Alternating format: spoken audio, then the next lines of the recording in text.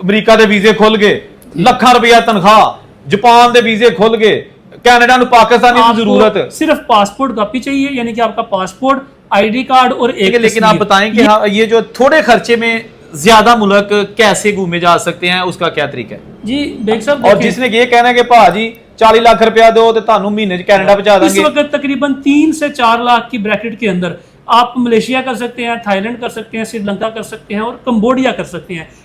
अस्सलाम वालेकुम, मैं औरंगजेब बेग, आप देख रहे हैं मिस्टर बेग, मेरा यूट्यूब चैनल और फेसबुक पेज।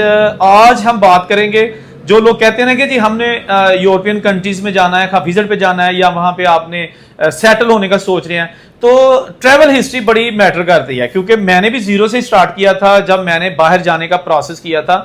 ऑस्ट्रेलिया मेरी पहली डेस्टिनेशन थी, लेकिन उससे पहले मैं मलेशिया वगैरह जो है ना वो घूम चुका था।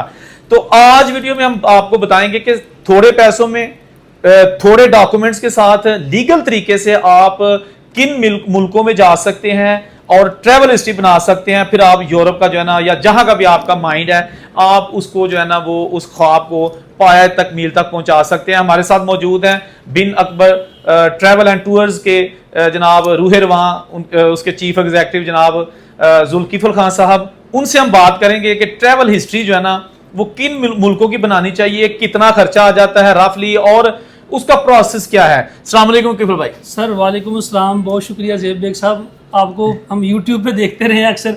ये आपकी इतना टाइम होता था देखो भी सर इन्फॉर्मेशन हम भी लेते रहते हैं। नहीं ऐसे आपकी आज आप तशरीफ लाए हैं, आपका टाइम निकालने का शुक्रिया। और आपकी वीडियोस में जो आप ऑथेंटिक इन्फॉर्मेशन और एक्यूरेट इन्फॉर्मेशन देते हैं ना, उससे बहुत खुशी होती है कि पाकिस्तान में बहुत कम लोग हैं कि जो बिला मुआवजा लोगों को ऑथेंटिक और लीगल इन्फॉर्मेशन जो है वो प्रोवाइड करें। बहुत शुक्रिया, बहुत शुक्रिया, जज़ाकल्लाह। अच्छा, आपने एक तो अपना टाइम निकाला, और पहले हमने आपकी एक दिन वीडियो बनाई थी कि वो जो दुबई के हवाले से, लेकिन आज हम दुबई डिस्कस नहीं करेंगे। आज हम डिस्कस करेंगे ट्रैवल हिस्ट्री के हवाले से, जो भी कंट्रीज हैं। तो सबसे पहले आप बताइएगा कि ट्रैवल हिस्ट्री बेसिकली क्या है।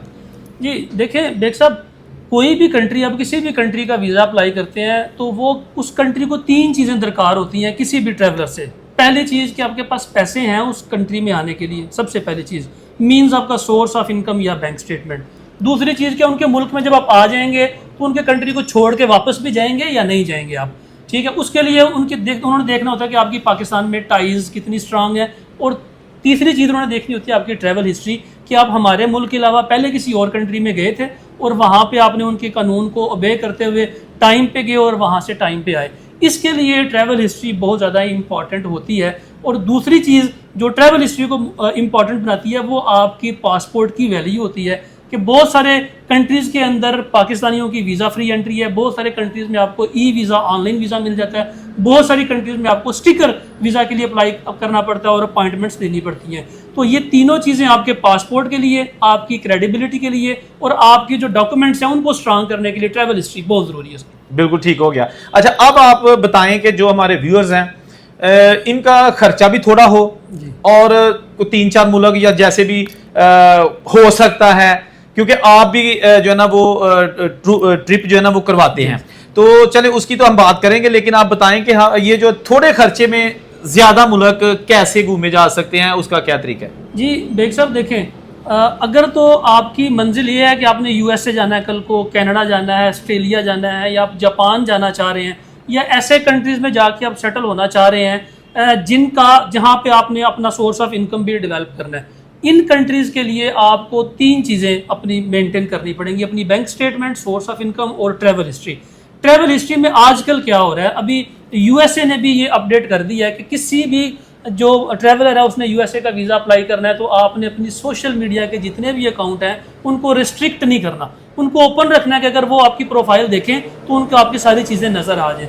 तो अब क्या हो गया है, अब आपने जहाँ पे भी ट्रैवल करना है आपने अपनी सोशल मीडिया के ऊपर अपडेट करना है कि मैं इस वक्त यहाँ पे हूँ और मैं यहाँ से यहाँ ट्रैवल कर रहा हूँ। आने वाले वक्त में आपके डॉक्यूमेंट से भी ज़्यादा आपकी जो सोशल मीडिया अकाउंट है ये इन्फ्लुएंस करेगा।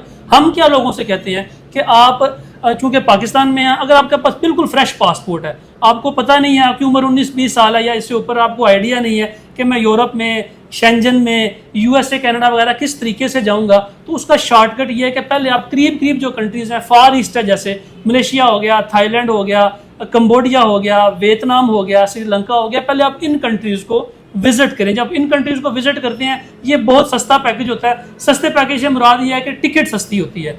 तो कोई भी ट्रैवल हिस्ट्री वाला पैकेज है उसमें सबसे महंगी प्रोडक्ट टिकट ही होती है। तो टिकट सस्ती किस तरीके से बनती है? अगर आप एक एयरलाइन के ऊपर 3 मुल्क घूम लें, तो 3 मुल्क कैसे घूम सकते हैं? आप श्रीलंकन एयरलाइन लें, सस्ती मिलती है आपको। यहाँ से आप कोलंबो जाएं, कोलंबो से बैंकॉक चले जाएं, बैंकॉक से आप कोलालमपुर आ जाएं। एक ही टिकट में आप 3 कंट्रीज आराम से कर लेंगे और सस्ता टिकट बनेगा, तो फिर आपका पैकेज भी सस्ता बनेगा। इस वक्त तकरीबन 3 से 4 लाख की ब्रैकेट के अंदर आप मलेशिया कर सकते हैं, थाईलैंड कर सकते हैं, श्रीलंका कर सकते हैं और कंबोडिया कर सकते हैं। इसके लिए आपको सिर्फ पासपोर्ट कॉपी चाहिए, यानी कि आपका पासपोर्ट, आईडी कार्ड और एक तस्वीर, ये 3 चीजें आपकी चाहिए। थाईलैंड कभी कभी मांग लेता है कि आपका सोर्स ऑफ इनकम क्या है। अगर आप जॉब करते हैं तो जॉब का लेटर दे दें, अगर बिजनेस करते हैं तो NTN दे दें। अदरवाइज फ्रेश पासपोर्ट के ऊपर 3 से 4 लाख में आप 3 से 4 कंट्रीज आराम से घूम के 8 दिन के अंदर अंदर वापस पाकिस्तान आ सकते हैं। हमारा हर महीने एक टूर जाता है, उसमें 20 लोग, 22 लोग, 25 लोग जाते हैं। वो सारे इसी काम के लिए जाते हैं कि उन्होंने ट्रैवल हिस्ट्री बनानी होती है और वो उन्होंने आगे फर्दर शेंजन के लिए, USA, कनाडा के लिए अप्लाई करना होता है और हम उनका बेसिक जो तरीकाकार है वो उसी को मेंटेन करते हैं। दोस्तों यहाँ मैं एक चीज़ ऐड कर दूं कि ये 3-4 लाख जो इन्होंने बताया है, या थोड़ा बहुत अगर आपने वहाँ यैशी करनी है, मतलब खाना पीना है, बाहर जाना है, वो एक अलग इशू है। लेकिन इसका फायदा क्या होता है? बहुत सारे ऐसे लोग हैं जिन्हें पता है कि जी बाहर अगर जाना है ना तो सानू जेंट नहीं खड़ना है।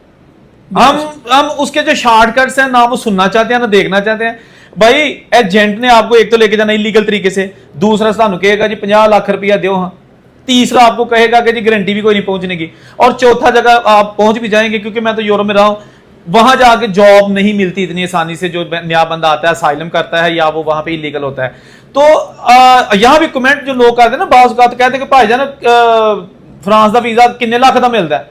भाई लाखां की गल नहीं हैगी। उसके लिए आपने रूल्स को और जो प्रोसीजर है उसको फॉलो करना है, जैसा कि अभी जुल्किफल भाई ने बताया है कि स्टार्ट फ्रॉम द बिगनिंग और लीगल तरीके से प्रोसेस शुरू करें। आप उसकी जो ट्रैवल हिस्ट्री है, 4 लाख रुपया ला के तुसी 3-4 मुल्क अगर फिर के आ जाओगे तो हो सकता है ਤੁਹਾਡਾ सिर्फ 20,000 ਦੇ फ्रांस का वीजा लग बिल्कुल सही है। जो उसकी आपने लगवाया, आपने लगवाया। 24,000 उसकी फीस है और कुछ भी नहीं।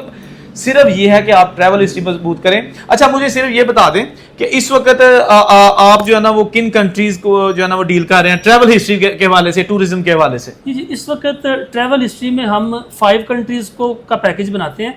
इसमें Malaysia, Thailand, Cambodia, Singapore, Indonesia हो गया, या दरमियान में श्रीलंका भी अगर आप कर सकते हैं। तो ये 4-5 कंट्रीज का टूर होता है।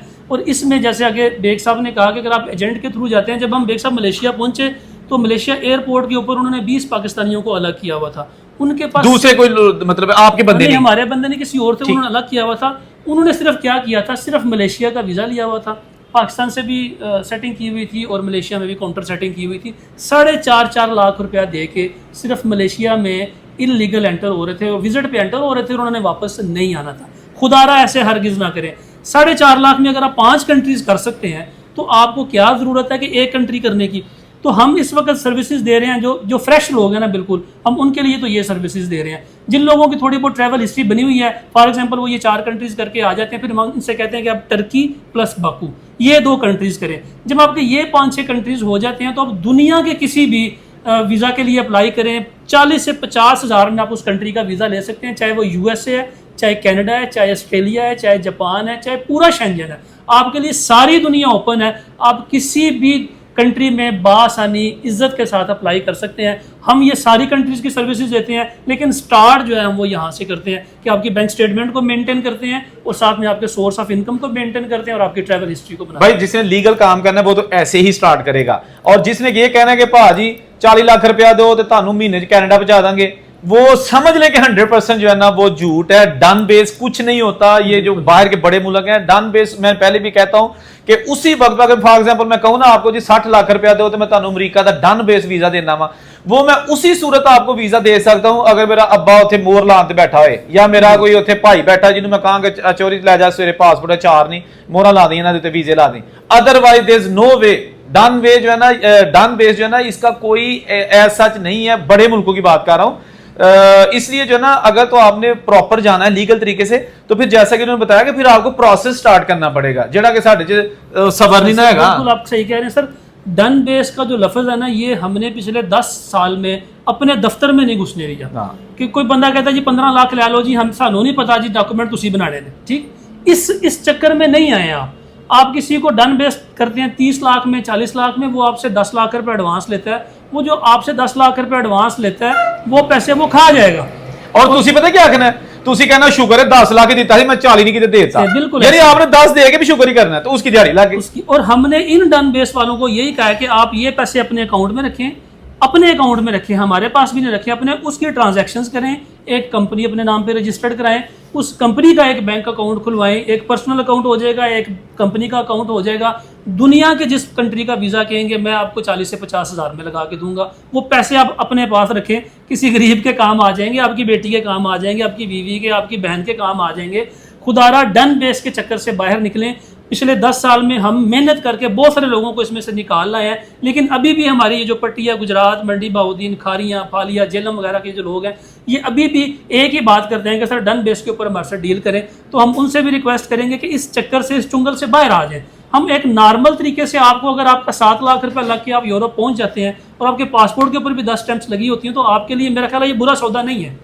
अच्छा दोस्तों, मैं आखिर में ये भी कहूँगा कि आप कोई भी जो वीडियो बनाने वाला होता है ना, वो अपनी वीडियो चलाने के लिए पता क्या कहेगा, आपको पता ही है, या तो थंबनेल पे लिखा होगा कि जी अमेरिका के वीजे खुल गए, लाखां रुपया तनख्वाह, जापान के वीजे खुल गए, कनाडा नूं पाकिस्तानी की जरूरत, और सारे बंदे जो ना देखना शुरू कर देते हैं। और उस वीडियो में आप 10-15 मिनट में एक भी ऐसी इंफॉर्मेशन नहीं होती कि जो आपके काम आ सके।